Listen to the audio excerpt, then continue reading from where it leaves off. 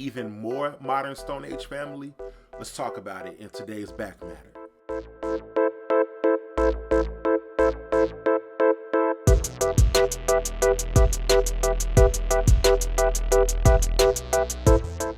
Hey y'all, welcome to episode 2 of the Back Matter, where we take comics and put them into context. I'm Ronell Whitaker, and I'm your host. And as you probably saw in the opening credits, we're talking about DC's The Flintstones. It was published between the years 2016 to 2017.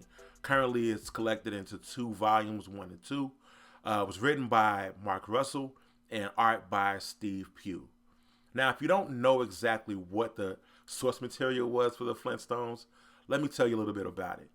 It was a television sitcom, cartoon sitcom, that aired between 1960 and 1966 and was produced by the Hanna-Barbera Company. The show was supposed to be a humorous take on middle-class America in the 1960s and this one family's search for the American dream. And it was a very specific idea about what the American dream and what the middle class was, right? So the show starred Fred Flintstone, his wife Wilma, and their daughter Pebbles, along with their best friends and neighbors, the Rubbles, Barney, Betty, and Bam Bam. And of course, there was a whole host of characters who would come and go throughout the town of Bedrock, and also the featured appliances, the animals, talking animals, stuff like that. One of the key points that they would mine for humor in the show were things like raising a family, the workplace. Consumerism was a massive part of that show, right? And the idea that we would have modern appliances that would move us into the 21st century. And this is where Russell and Pugh's 2016 book picked up. Instead of using those same tropes or those same areas as just a humorous way to talk about American life, Russell and Pugh sought to find a way to satirize those exact things, especially the idea of late-stage capitalism. They used a bunch of different vehicles to accomplish that. On the show, Fred was this loud blowhard based off of Jackie Gleason from The Honeymooners. In this book, though, Fred really is a more modern man. He's much more in touch with his feelings, much more enlightened and open-minded about things like religion and same-sex marriage and race and all those things. So we already know that there's a bit of a shift happening when we're reading this book. Some of the big things or the key points that Russell attacks with his satire, he uses the animal appliances as kind of like this analog for the working class, actually the lower class in a lot of ways. It's so interesting how he still uses those animals to, give us moments of humor. But what he really uses the animals for is an opportunity to examine how we use the working class can be easily used and disposed of very often. It's through the appliances that we get a chance to see, people actually, or animals, actually talking about their own mortality and what the meaning of life is. Meanwhile, the upper class or the humans are much more interested in filling their lives with products and material goods. And that's another part of what Russell goes into. The idea that late-stage capitalism and civilization might have been a mistake, right? There's this really interesting moment in the book where Fred has to reckon with the idea that he's only as valuable to his family as good as or as well as he can provide for them. And by provide, I mean provide things. There's this whole episode or issue, where they go to the mall, and it's a kind of a clever way to enter into what used to be a trope in the show. On the show, Betty and Wilma were, the stereotypical consummate consumers, to the point where they were even addicted to shopping. Like, they would go into these shopping fugue states where they would just yell, charge it, and run off and spend all of their husband's money.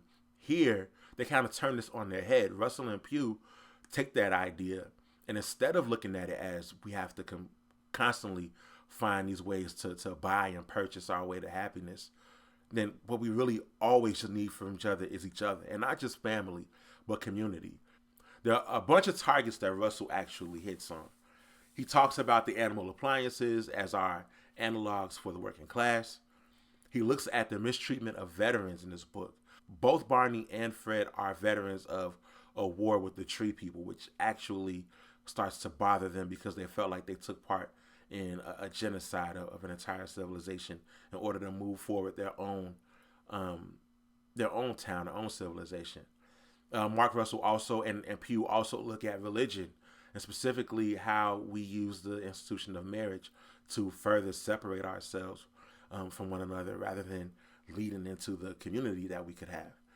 He makes fun of gentrification and how they change neighborhoods for the worse very often, and even goes into the strongman figure of a politician and xenophobia. But at its heart, this book is really about how capitalism and all those other things are tearing us apart as a civilization. This book really got me thinking about just the whole pursuit of satire in the first place.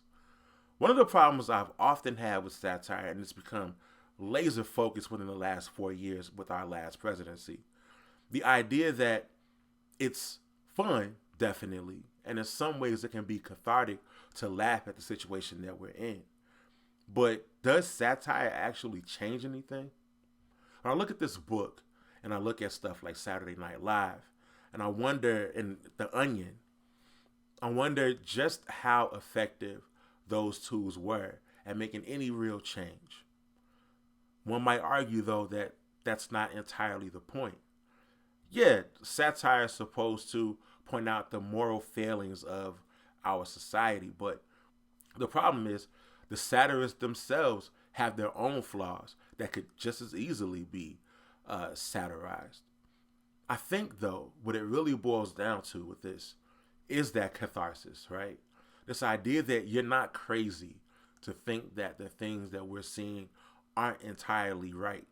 To see that things like racism and people who use religion as a weapon rather than a tool to unite or unify, capitalism, all these things, to see that those things are functioning in a way that's harmful to us, it's kind of comforting to, even when it's through a joke, to see that somebody else gets it. I think that's the real power of this book. It still stands up to this day, even though we've come out on the other side of the Trump presidency. Still hilarious. A lot of timeless ideas. And honestly, Russell does a really good job of exploring satire in his other books too. Definitely check out his take on Snagglepuss, which is really just a way for him to talk about McCarthyism. I'm a huge fan of his Wonder Twins and how he uses that to take on the prison industrial complex. So definitely check out these books. I'm a huge fan of Russell's work in the Hanna-Barbera universe. Really fun, really funny, and still kind of makes you think every now and again. That's it, y'all. Thank you again for spending time with me in the Back Matter. As always, hit me up on all the socials. Make sure you hit that subscribe and like button. And as always, I also gave y'all a soundtrack to go along with this book. I hope that you enjoy it. I could have talked about this book and the Flintstones forever.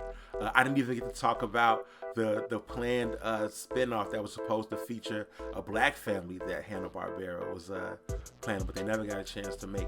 Definitely YouTube or Google that. In the meantime, I'll see y'all in the Back Matter.